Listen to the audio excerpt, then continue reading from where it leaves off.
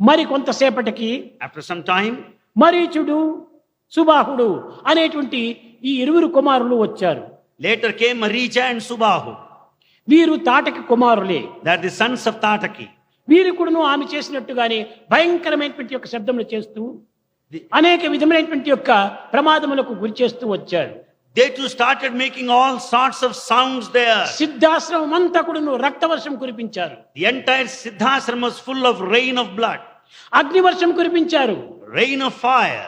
ఇది చూచి రాముడు మానస అస్త్రము అనేటువంటి దాన్ని వదిలేయడం. Watching this, Rama shot the astra, Manasa astra. అప్పుడు ఈ యొక్క మరీచుడు 100 మైళ్ళ దూరంలో ఉండినటువంటి యొక్క సముద్రంలో పోయి పడిపోయాడు. Maricha fell into the ocean which is 100 miles distant from the spot.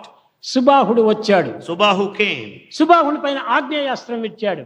and he made use of Agneya astra. అక్కడికక్కడే వాడు మండిపోయాడు. He got burnt there. వీరితో వచ్చినటువంటి పరివారం అంతా కూడా వాయుస్త్రం ఇచ్చాడు. The entire following were put to this Vayastra. అందరూ శూన్యమైపోయారు. All died there. Siddhashramam ప్రశాంతమైన వాతావరణాన్ని పొందింది. Then there was peace in Siddhasrama. ఈ ఆశ్రమం అంతా కూడా కలకలలాడుతూ ఉంటుండాలి. It was full of happiness. అక్కడ ఉన్నటువంటి ఋషిపత్నులు కానీ విద్యార్థులు కానీ ఎంతలో పట్టలేని ఆనందంతో ఉట్టిపడుతున్నారు. The students, the sages and saints were ecstatic.